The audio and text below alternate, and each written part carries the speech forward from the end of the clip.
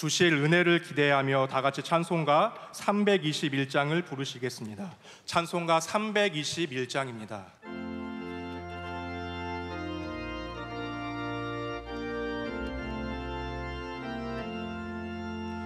날 대속하신 예수께 내 생명 모두 드리니 늘 진실하게 하소서. 내 구주 예수여, 나 구주 위에 살리라. 내 기쁨 한량 없으리. 내 갈 길 인도하소서. 내 구주 예수여, 날 구원하신 예수를 일평생 의지하오니 날 영접하여 주소서. 내 구주 예수여, 나 구주 위에 살리라. 내 기쁨 한량 없으리. 내 갈 길 인도하소서. 내 구주 예수여, 주 십자가에 달리사 날 자유하게 했으니 내 몸과 마음을 주 위에 다스게 하소서. 나 구주 위에 살리라. 내 기쁨 한량 없으리. 내 갈 길 인도하소서. 내 구주 예수여.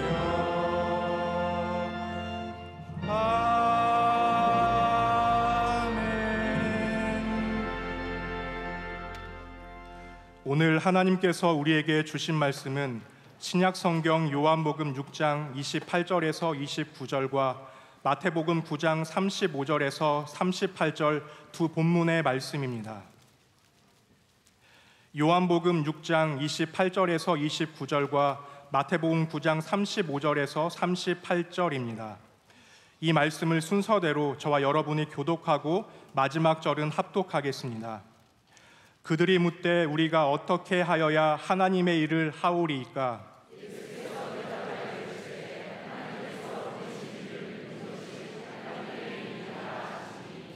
마태복음 9장 35절입니다. 예수께서 모든 도시와 마을에 두루 다니사 그들의 회당에서 가르치시며 천국 복음을 전파하시며 모든 병과 모든 약한 것을 고치시니라.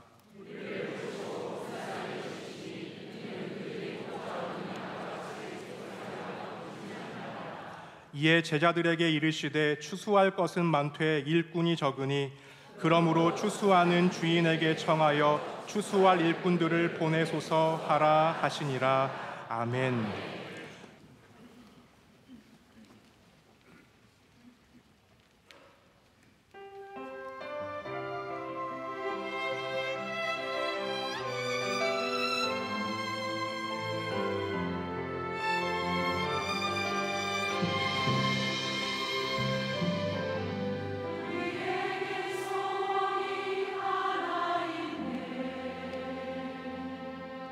주님 다시 오실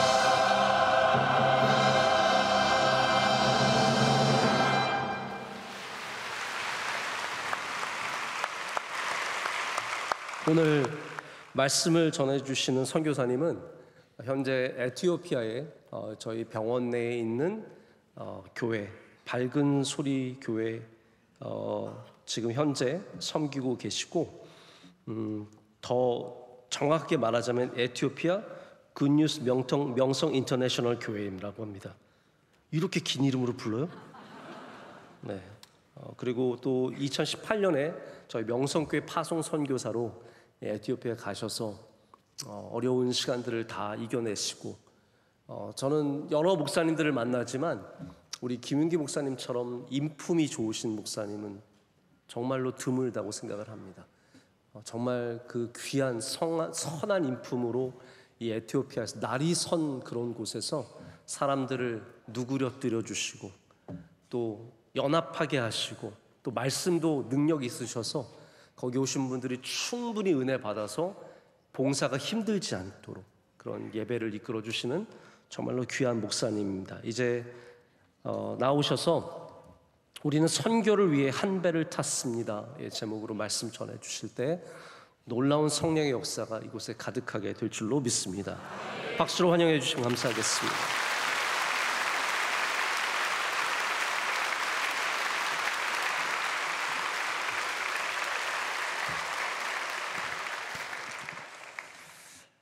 담임 목사님이 너무 크게 칭찬을 해주셔서 많이 떨립니다. 사실은 저는 제게 있어서 명성교회라는 것은 제가 어려서부터 원로 목사님에 대한 이야기를 들으면서 성장했습니다. 그러다가 제가 신학교 다닐 때에 삼각교회 하실 때 그때는 삼각교회 다니면서 은혜를 받았고 또 신학교 학생 때에 제가 명성교회 장학관 1기생입니다. 그래서 장학관 1기생으로서 명성교회 도움을 받으면서 성장했고 그러다가 다시 명성교회 부목사로 와서 또 부목사 생활도 했고 그 후에 이제 다시 에티오피아로 가서 한 지금 10년 좀 넘었습니다. 11년 차 이렇게 에티오피아 교회를 섬기고 있습니다. 그래서 저는 명성교회가 제게 있어서는 정든 고향 같고 너무나 참 이렇게 정겨운 그런 교회입니다. 이번에도 이렇게 사실 선교사 중에 제일 못난 사람이 납니다.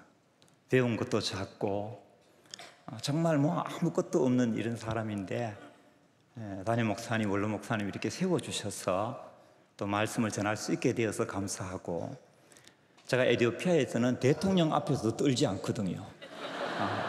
근데 여기 오니까 왜 이렇게 떨리는지 모르겠어요. 이렇게 떨리는 마음으로 오늘 여러분 앞에 섰습니다. 이번에 저는 항상 이렇게 명성교회 오면 제가 많이 느끼는 것 중 하나가 뭐냐 하면 이런 은혜스러운 분위기도 너무 감사하고 또 하나는 이 교인들이 이렇게 기도할 때마다 우리 에티오피아를 빠지지 않고 늘 기도해 주시더라고요. 저는 그게 너무 고맙고 감사하고 이번에 선교사 대회에 참석했는데 이보다 더 좋을 수 없을 정도로 이렇게 많은 대접을 받고 또 이렇게 사실 우리 같이 부족한 사람들에게 이렇게 선의와 호의를 베풀어 주셔서 너무 감사하게 생각합니다. 오늘 저의 설교 제목은 여러분 보신 대로 우리는 선교를 위해서 한 배를 탔습니다 라는 주제로 여러분과 함께 말씀을 나눌 텐데요. 옆에 있는 분들하고 한번 인사하겠습니다. 우리는 선교를 위해 한 배를 탔습니다. 그렇게 하면 인사하겠습니다.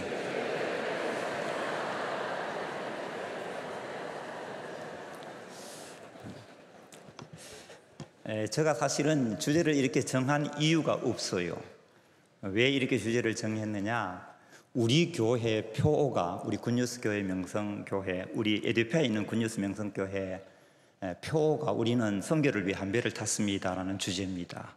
그래서 우리 교회 주제를 그냥 그대로 붙여본 것이고요.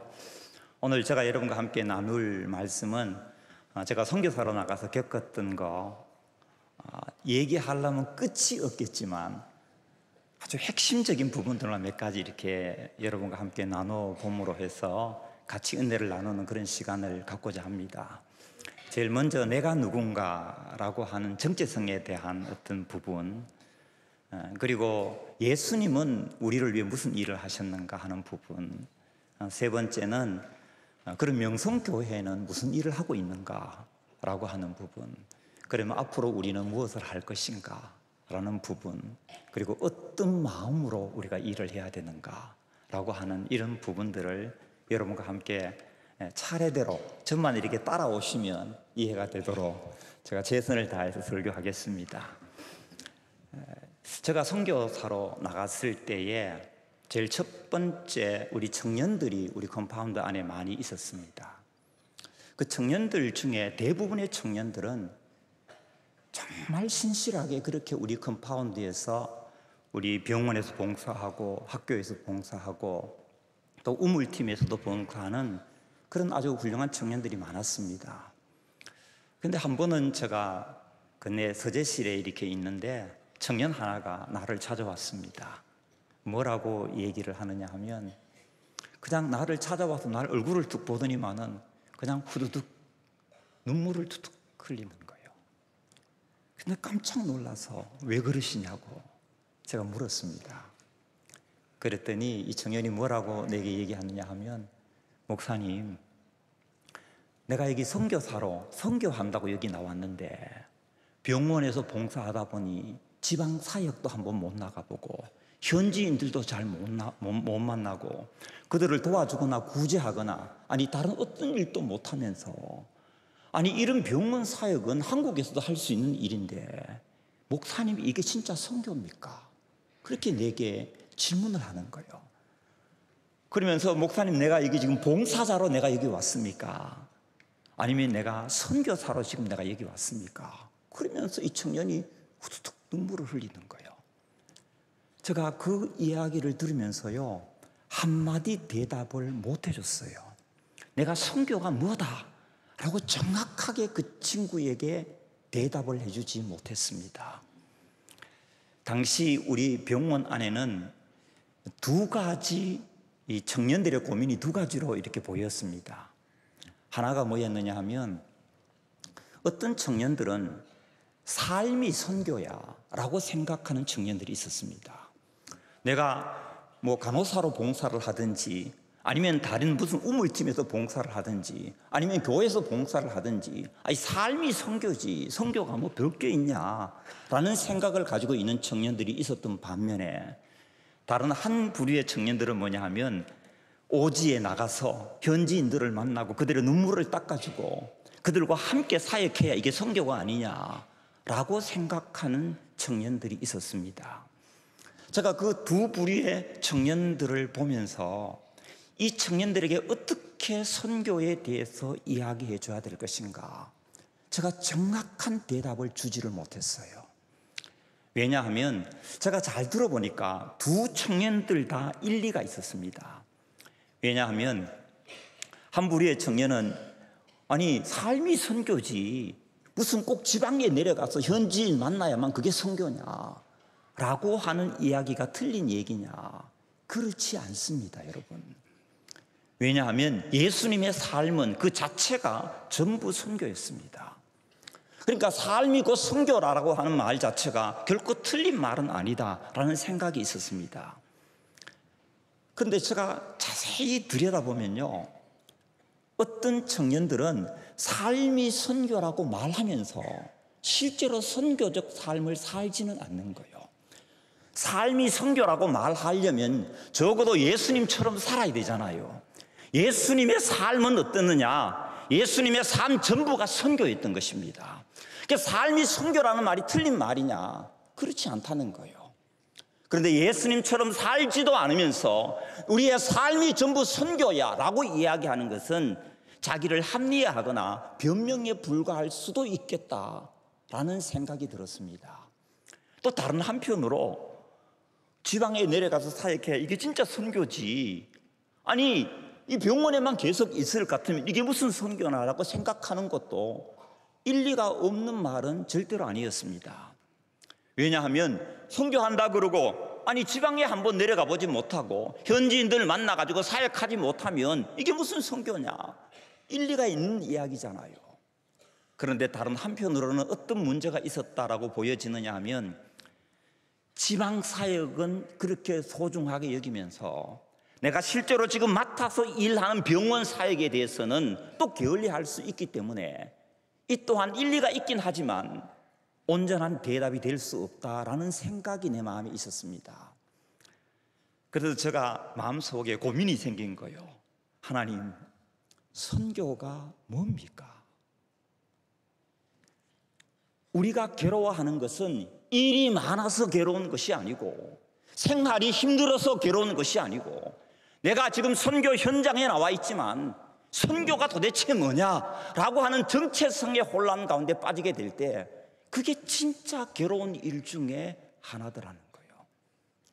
그래서 제가 우리 컴파운드라고 얘기하는데 우리가 사는 영내를 컴파운드라고 이야기하는데 컴파운드를 한 바퀴 두 바퀴 돌면서 선교가 뭐냐, 내가 한국에 있을 때 교인들에게 선교는 이런 것이다 라고 수도 없이 설교를 했는데 막상 에티오피아에 나와서 실제로 부딪혀 보니까 이 정확한 대답을 주지 못하는 내가 그렇게 미운 거예요. 마치 이게요, 인류 요리사가 한국에서는 요리 잘하다가 에티오피아라는 환경에 딱 가니까 요리 재료도 다르고 환경도 달라지니까 요리도 못해가지고 이게 힘들어하는 그런 요리사처럼 한국에 있을 때는 설교도 잘하고 다 잘했는데 실제로 부딪히니까 내가 대답을 주지 못하더라는 거예요. 그래서 내가 그 컴파운드 영내를 돌면서 선교가 뭐냐라는 화두를 가지고 계속 돌고 있는데 어느 날 하루 제 머릿속을 스치고 지나간 성경 구절이 바로 오늘 읽은 본문입니다. 요한복음 6장 28절 29절인데요. 이 내용의 배경만 제가 짧게 설명하겠습니다. 예수님이 오병이의 기적을 행한 이후에 바다 건너편으로 오게 됩니다. 많은 사람들이 예수님을 따라옵니다. 예수님이 뭐라고 얘기하느냐, 다 생략하겠습니다. 핵심만 얘기하겠습니다. 너희들이 썩을 양식을 위해 일하지 말고 영생하도록 있는 양식을 위해서 일해라 라고 이야기를 하니까 예수님을 따라왔던 사람들이 뭐라고 얘기하느냐 하면, 예수님, 우리가 어떻게 하여야 하나님의 일을 하오리까? 이렇게 묻게 됩니다. 하나님의 일을 하오리까? 예수님의 대답이 걸작입니다.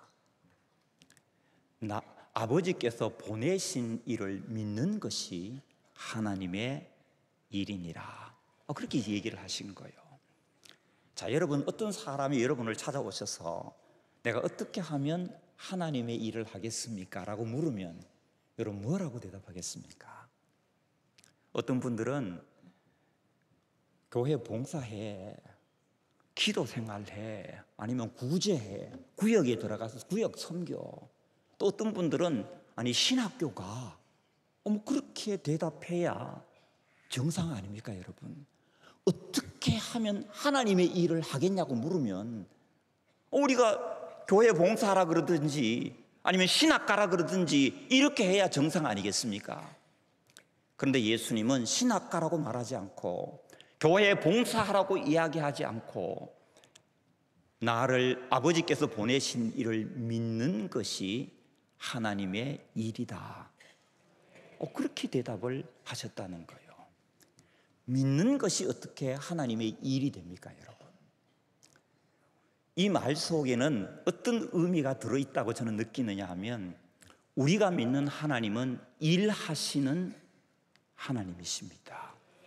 하나님은 천지 창조 이후에 지금까지도 쉬지 않고 일하시는 분이 누구냐? 우리가 믿는 하나님이십니다. 하나님의 일하심에 우리가 동참하는 방법이 뭐냐? 그게 바로 하나님을, 우리 주 예수 그리스도를 믿는 것입니다. 아버지께서 보내신 일을 믿을 때 우리는 하나님의 일에 동참하게 되고, 선교는 누가 하느냐? 저는 그렇게 생각했거든요. 선교는 선교사가 하는 거야. 그래서 초기에 제가 선교하러 나가서 어떻게 하면 하나님의 일을 잘할 수 있을까? 열심히 노력해 봤습니다. 그런 때때로 사람하고 부딪히기도 하고 갈등도 생기고 하면서 이게 선교가 너무 어려운 거예요. 선교란 뭐냐? 선교는 선교사가 하는 것이 아닙니다. 선교는 우리의 열심으로 이루어지는 것이 결코 아닙니다. 선교는 하나님의 일이자 하나님 그분 자신이 하는 일이 뭐냐? 그것이 바로 선교입니다. 그럼 우리가 아무 일도 하지 않아야 되느냐? 절대로 그렇지 않습니다. 우리는 우리가 할 수 있는 일을 최선을 다해서 해야 됩니다. 마치 씨를 심고 물을 주고 풀을 우리가 잘못된 잡초를 뽑고 어떤 나무를 이렇게 가꾸듯이 우리가 할 수 있는 일은 최선을 다해서 우리가 해야 됩니다.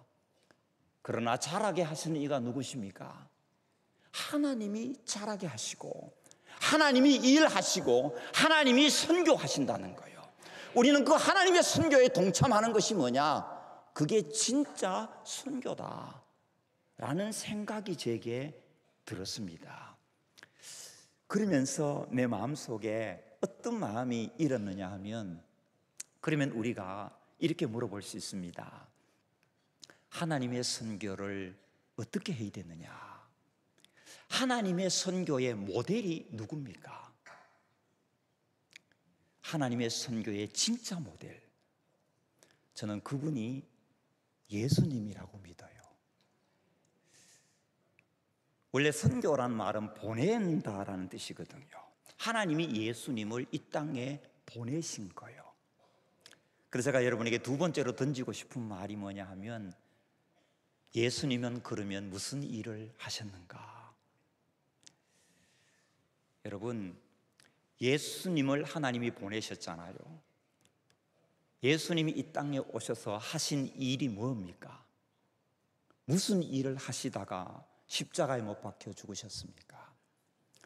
마태복음은 교차 대칭 구조로 이루어져 있습니다.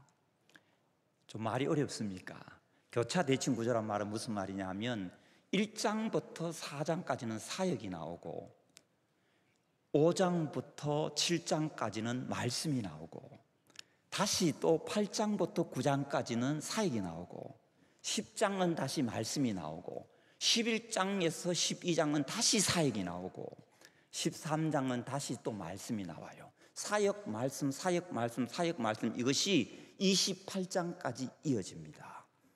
그런데 예수님이 1장부터 4장까지 사역을 마무리 지으면서 주님이 세 가지 일을 했다라고 얘기를 합니다. 그 다음에 또 우리가 성경을 쭉 읽어 내려가다 보면 8장, 9장을 읽으면서 예수님 8장, 9장을 쭉 사역을 하시는데 그 사역을 마무리 지으면서 주님이 하신 일이 세 가지가 나옵니다. 그게 뭐냐? 예수님이 회당에서 가르치시고 천국 복음을 전파하시고 모든 병과 약한 것을 고치시니라, 이렇게 되어 있습니다. 자, 여러분, 천국 복음을 전파했다, 이게 뭡니까? 선교하셨다. 두 번째, 회당에서 가르치셨다, 이게 뭡니까? 교육하신 것입니다. 모든 병과 약한 것을 고치신 것은 뭐 한 겁니까?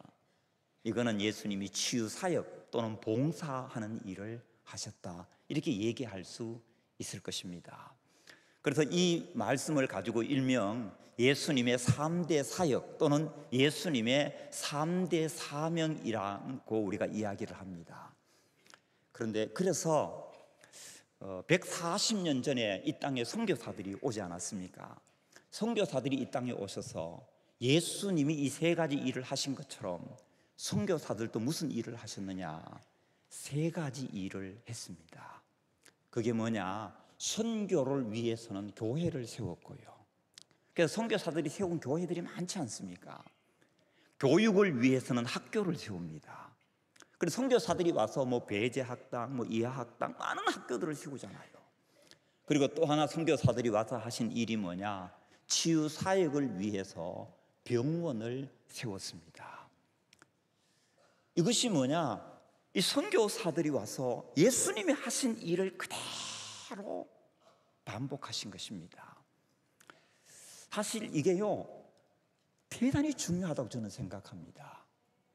그러면 우리가 이렇게 물어볼 수 있습니다. 그러면 명성교회는 에티오피아에서 무슨 일을 했는가? 라고 물어볼 수 있습니다. 명성교회는 지금 에티오피아에서 무슨 사역을 하고 있느냐? 제가 여러분에게 확실하게 대답할 수 있는 게 하나가 있어요. 그게 뭐냐? 명성교회는 주님의 사역을 하고 있고 선교사들이 하신 사역을 그대로 따라가고 있습니다. 이게 담임 목사님의 일이 아니고 우리 성도들의 일이기 전에 이것이 누구의 일이냐? 이것이 바로 하늘에 계신 하나님의 일이자 우리 주님의 일이라는 거예요. 왜냐하면 명성교회에서 지금 선교를 위해서 교회를 세웠고 교육을 위해서 학교를 세웠고 그리고 치유를 위해서 뭐를 세웠습니까? 병원을 세웠다는 거예요. 얼마나 일을 잘하고 있느냐? 제가 오늘 자랑 좀 하겠습니다. 저 자랑은 아니고 우리 컴파운드 자랑을 좀 하겠습니다. 우리 컴파운드는 원로 목사님이 31년 전에 사실은 에티오피아를 방문하셔서 우리 컴파운드가 세워지게 됐는데 첫 번째 우리 병원을 세웠습니다. 지금은 이 병원이 어떻게 되어 있느냐 하면 약 한 750여 명의 직원들이 있고요, 70여 명의 의사들이 있습니다. 그리고 간호사들이 한 350명 정도 되고 하루에 몇 명 정도를 진료하느냐 하면 한 700에서 한 8, 900, 많게는 1000명까지 진료를 합니다. 그러니까 우리 이렇게 진료를 하는 것도 대단히 귀한 일이긴 하지만은 우리 병원이 지금 에티오피아에서 위상이요 대단해요. 에티오피아의 모델 병원 중에 하나다, 그렇게 얘기할 수 있습니다. 제가 얼마 전에 들은 이야기인데요, 에티오피아 FDA에서, FDA라는 것은 식품의약청인데요, 병원들을 다 관리하는 그런 그 식품의약청에서 에티오피아 병원 관계자들을 다 불러 모아놓고 뭐라고 얘기했느냐? 여러분, 다른 거 신경 쓰지 말고 명성의 명성, 이 MCM을 가서 배워라 제발. MCM에서 어떻게 하고 있는지 MCM에 가서 배워라 라고 얘기를 했어요. 우리 병원이 다른 모든 병원에 있어서 타의 추정을 불허할 정도로 잘하고 있습니다. 환자들이 그냥 꽉꽉 메어 차고요, 수술방이 없어 수술을 못 하고요. 최근에 와가지고는 너무 많이 돌리니까 발전기가 지금 이게 안 돌아가가지고요, 한 대 그냥 기계가 돌아가면 한 대가 지금 쉬어야 될 그런 일들이 일어나고 있습니다. 그리고 우리 학교는 어떠냐? 학교는 한 200여 명 정도 우리 학생들이 있는데요, 학생들이 졸업할 때마다 이 고시 시험을 쳐요. 근데 6회 연속 100% 합격을 했어요. 그것도 아디스 아바바 대학도 한 80% 정도 합격이 되거든요. 근데 우리 학교가 몇 프로라고요? 100% 합격했어요. 이건 뭐 기적 같은 일입니다. 그런데 더 놀라운 게 뭐냐? 작년 2024년 우리 졸업생들 자격 테스트를 이렇게 하는 시험을 쳤는데요, 에티오피아 202개 대학 중에, 전체 대학 중에 우리 학교가 영광의 1등을 했었습니다.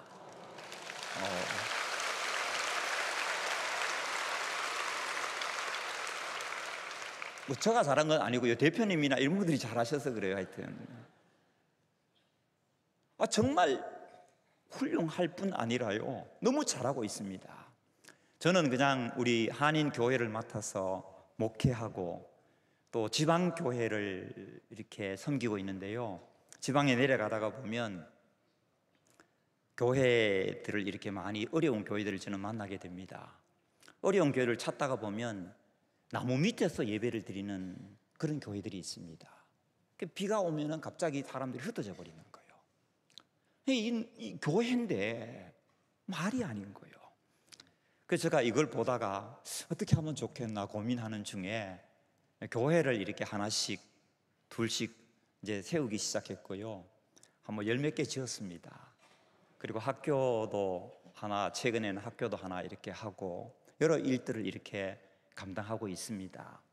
그리고 이런 것뿐만 아니라 우리 병원 안에는 우물팀도 있고 또 EPCC라 해서 무료 진료소를 개원해서 치료는 받아야 되는데 돈은 없고 어려우신 분들 많이 있지 않습니까? 이런 사람들을 무료 진료하기 시작했습니다.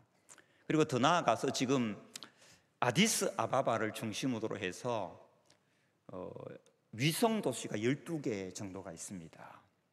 근데 그 위성 도시의 전체 숫자가 아디스 아바바 숫자하고 좀 비슷하다고 볼 수 있는데요. 그 12개 도시 중에 의사가 한 명도 없는 도시들도 있어요. 그래서 우리 병원에서 그쪽으로 이제 의사들을 파견해서 클리닉을 세워서 봉사할 수 있도록 하기 시작하면서부터 우리가 모바일 클리닉도 나가고 하면서 점점 우리의 사역을 확대해 나가고 있습니다. 근데 제가 여기에서 여러분에게 우리가 앞으로 무엇을 해야 될 것인가 그러면 이게 되게 중요하다고 생각되는데요.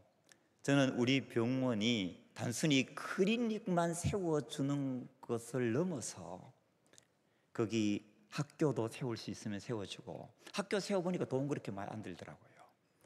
교회는 이미 있는 데도 있고 학교가 있으면 세울 필요가 없고, 없는 곳에 학교 있으면 학교 세워주고 교회 이렇게 하나 세워주면요, 저 개인적인 생각입니다마는 마을 자체를 통째로 바꾸어가는, 쉽게 말하면 홀리스틱 미니스트리가 가능해지지 않겠나, 그런 생각을 저 개인적으로 생각하고 있습니다.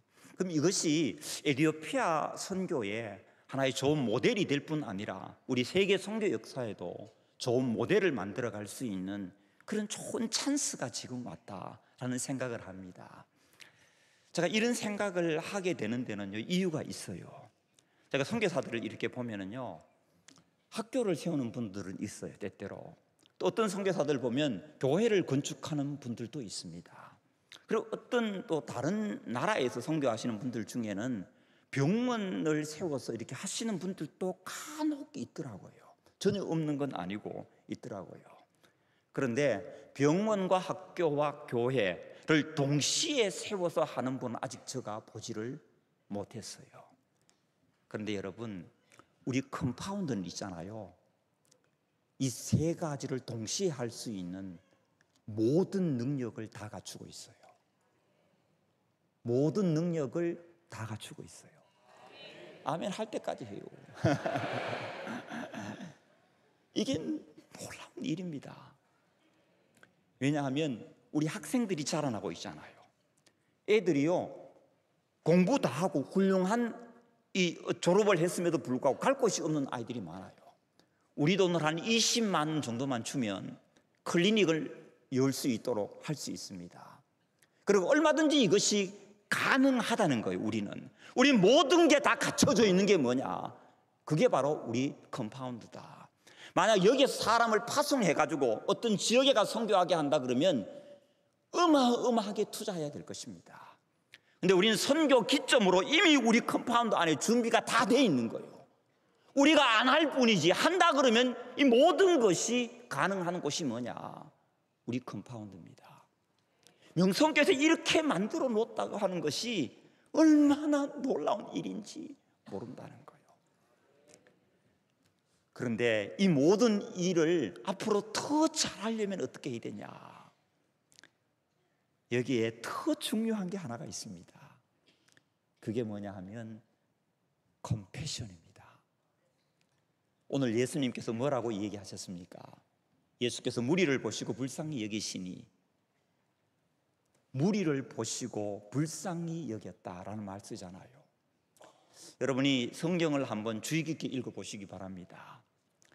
예수님의 사역마다 예수님의 사역 동기가 뭐였는지 여러분 알고 계십니까? 예수님의 사역 동기를 보면은요, 항상 그 안에는 불쌍히 여기는 마음, 긍휼히 여기심이 있습니다. 예수님의 삶은 전부 오병이의 기적을 행할 때에도, 나인성 가부를 고칠 때에도, 손 마른 자를 치유할 때에도 주님의 마음에는 뭐가 있었느냐? 불쌍히 여기심이라는 단어가 나옵니다. 이 불쌍히 여김이라는 단어가 스프랑크니조마이라는 말인데요, 이게 원래 이게 스프랑크논이라는 단어에서 왔습니다.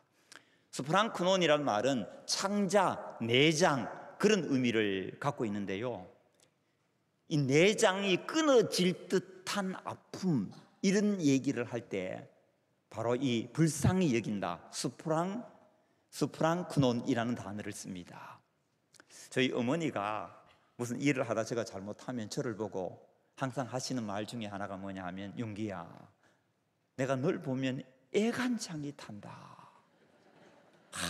내가 널 보면 애간장이 다 녹는다 이놈아. 그러면 저를 꾸지람한 적이 여러 번 있었거든요. 이 불쌍히 여긴다라는 말이 뭐냐? 애간장이 녹아내리는 거예요. 그게 불쌍히 여김입니다. 이걸 뒷받침할 만한 제가 한 예를 들겠습니다.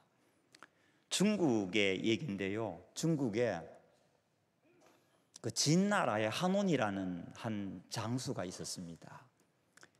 이 장수가 이 총나라하고 싸우기 위해서 양쯔강 하류에서 이 상류로 이렇게 거슬러 올라가고 있었는데요, 병사들과 함께 이렇게 같이 올라가고 있었는데, 원숭이 한 마리가 이 절벽 같은 데 매달려 가지고 오도 가도 못하고 있는 거예요.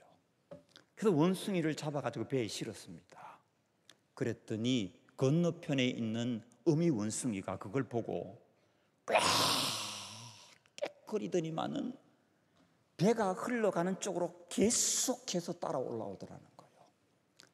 그래서 하류에서부터 상류까지 몇 시간을 갔는데, 마지막 상류, 이제 사람이 내려야 될 곳에까지 올라오니까 어미 원숭이가 끝까지 몇 시간을 따라오더니만은 배 안쪽으로 불쩍 뛰어들더라는 거예요. 그러면서 이 어미 원숭이가 픽 쓰러지더니만은 죽어버린 거예요. 그래서 이게 어떻게 된 건가 싶어서, 왜 죽었나 이게 도대체 싶어서 원숭이 배를 갈라봤더니 창자가 뒤틀려서 꼬여서, 그래서 원숭이가 죽었더라는 거예요.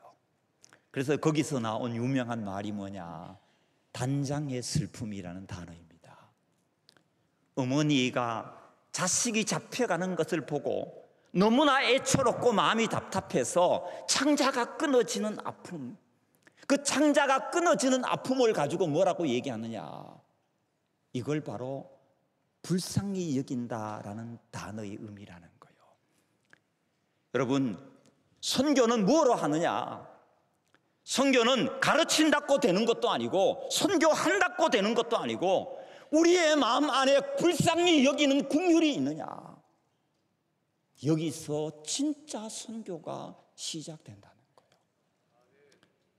영혼을 바라보며 눈물이 난 적이 있습니까? 영혼을 바라보고 울어본 적 있습니까? 이런 마음이 없이 진정한 선교가 이루어질 수 있느냐? 진정한 선교는 바로 거기서부터 시작된다라고 볼 수 있습니다. 우리 원로 목사님이 31년 전에 우리 병원에 왔습니다. 오셔서 그때 당시 상황이 어땠냐면요, 시간이 조금만 하겠습니다. 이게 지금 정신이 없습니다. 우리 31년 전에 우리 병원에 왔을 때, 당시 에티오피아가 공산화되었다가 공산화에서 민주화로 이렇게 바뀌어졌을 때였습니다. 제가 알고 있기로는 당시 거지들이 그냥 우글우글거리는 그런 시대였습니다. 원로 목사님이 힐튼 호텔이라고 하는 조금 그래도 고급 호텔에 이렇게 들어가서 주무시려고 커튼을 툭 걷었는데요, 길거리에 드러누워 있는 사람, 배가 고파서 먹을 것이 없어서 괴로워하는 사람, 너무나 많이 있는 거예요. 그거를 바라보고 올라가서 너무 안타까운 거예요. 그래서 거기서 돈을 모아가지고 호텔방을 싸구려 호텔방으로 옮기시고 그 돈을 모아서 수상에게 전달하게 됩니다. 그런데 그 수상이 그게 너무 고마워서 나중에 우리 한국에 들어왔다가 원로 목사님을 찾게 되고 병원을 지어줄 수 없느냐라고 요청을 해서 사실은 병원이 시작됐습니다. 여러분, 세계 선교 역사를 보면요, 모든 선교는 세 단계를 통해서 발전해 가요. 첫 번째가 뭐냐? 비저너리가 있습니다. 두 번째 단계가 뭐냐? 미셔너리의 단계가 있습니다. 세 번째 단계가 뭐냐? 프로페셔너리의 단계가 있습니다. 우리 컴파운드의 비저너리가 누구시냐? 원로 목사님이신 거예요. 원로 목사님을 통해서 우리 목사님이 비전을 보시고 병원을 세우게 된 게 우리 컴파운드의 시작이 됐습니다. 원로 목사님 마음 안에 뭐가 있었느냐? 컴패션이 있었습니다. 그리고 지금 그 이후로부터 우리 컴파운드에 약 한 400명의 선교사들이요, 3개월 이상 봉사한 사람들만 400명이에요. 400명의 사람들이, 선교사들이 봉사를 했습니다. 미셔너리 수도 없는 많은 헌신이 있었습니다. 그리고 지금은 제가 볼 때 미셔너리 단계에서 프로페셔너리로 넘어가고 있는 시기라고 볼 수 있습니다. 왜냐하면 우리 학생들이 지금 졸업을 했어요. 전문의가 되어서 하나 둘씩 돌아오고 있습니다. 그러니까 우리는 지금 어디에 서 있느냐? 미셔너리의 단계에서 이제 프로페셔널로 넘어가고 있는 그런 단계에 있습니다. 이때에 우리가 잃어버리기 가장 쉬운 게 하나가 있어요. 지식은 많아지고 능력은 생기고 힘은 있습니다. 실력도 갖춘 아이들이 생겨나기 시작하고 있습니다. 이때 잃어버리게 되는 것 중 하나가 뭐냐? 그것이 바로 비저너리의 마음을 잃어버리기 시작한다는 거예요. 그래서 저는 어떤 생각을 하느냐? 지금 우리 컴파운드에 가르쳐야 될 가장 중요한 게 뭐냐? 주님의 마음, 원로 목사님의 마음, 그 컴패션의 마음을 회복시키지 않으면 가르치는 것도, 선교를 하는 것도, 아니 봉사를 하는 것도 자칫 잘못하면 의미를 잃어버릴 수 있다. 이제 우리가 다시 회복해야 하는 것이 뭐냐? 이것이 바로 비저너리의 마음을 잃어버리지 않도록 만든 일이라고 저는 믿습니다. 우리가 이 일을 계속하면요, 어떤 일이 벌어지느냐? 저는 마지막 때에 하나님께서 우리 병원을 통해서, 우리 학교를 통해서, 또는 교회를 통해서 하나님의 놀라운 역사를 이어가리라고 저는 믿습니다. 원로 목사님과 담임 목사님은요, 코치 되시고 감독 되셔요. 우리 대표님은 어떻게 보면 선장, 우리 병원 입장에서 우리 선장 같은 역할을 하고 있습니다. 그리고 어떤 사람은 기도에 어떤 깃발을 들고, 어떤 사람은 물질의 노를 젓고, 어떤 사람들은 함께 힘을 합쳐서 물을 퍼내고, 이런 일들을 통해서 우리가 하나가 될 때에 우리의 사역을 통해서 놀란 하나님의 역사가 반드시 저는 이루어진다고 믿습니다. 우리 모두가 국률의 마음을 가지고 선교의 배에 올라타시기를 주님의 이름으로 축원합니다. 함께 노를 저어서 함께 가는 사람들이 되었으면 좋겠습니다. 우리의 사역이 여기서 그치지 않도록, 우리가 더 나아갈 수 있도록 우리가 모두 눈물 흘리고 기도해야 될 줄 믿습니다. 우리 교회 전체의 선장 되신 우리 담임 목사님, 그리고 우리 원로 목사님, 우리가 위에 함께 기도하면서 손에 손을 잡고 하나의 마음이 되어서 목표를 향해 우리가 달려간다면 우리의 열심이 아니라 하나님의 열심이 우리를 통해 하나님의 역사를 이루어가는 것을 우리 눈으로 목격하는 날이 오게 될 줄로 믿습니다. 우리 모두에게 하나님의 축복이 있기를 원합니다. 기도하겠습니다.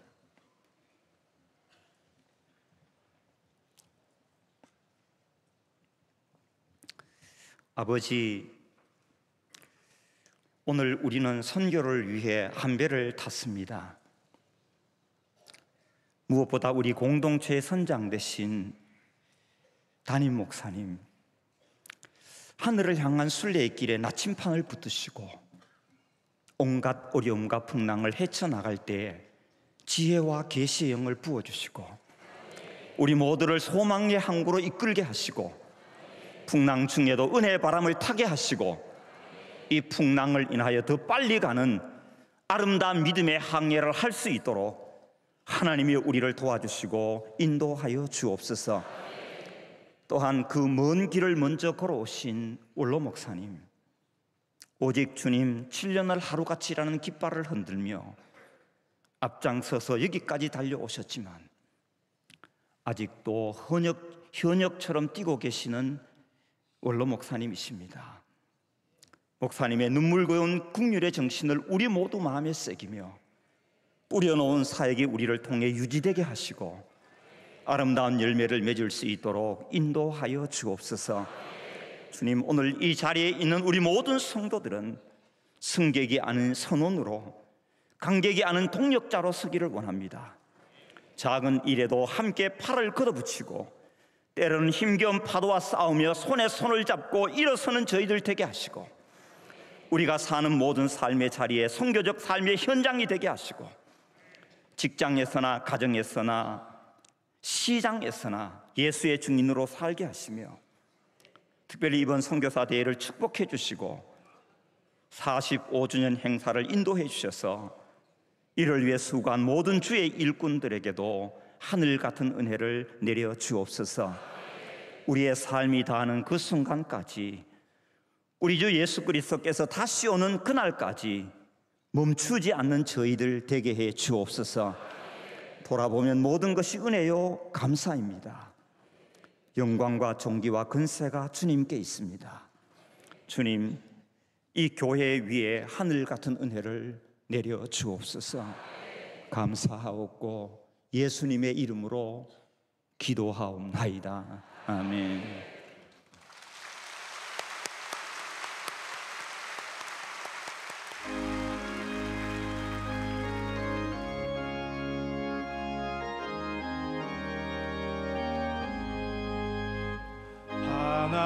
하나님의 진리 등대 길이 빛나니 우리들도 등대되어 주의 사랑 비추세.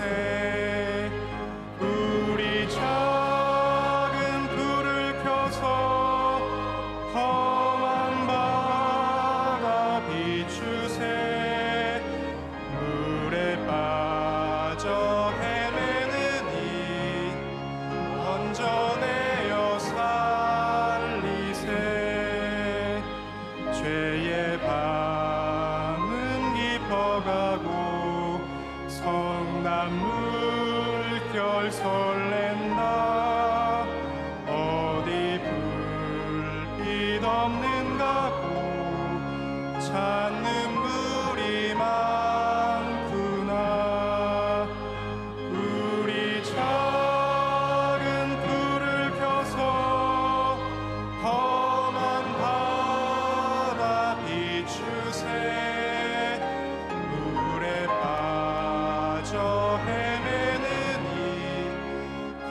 건져내어 살리세. 너의 등불도 두어라.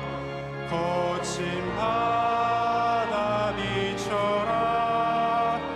빛을 찾아 헤매느니 생명섬에 건져라.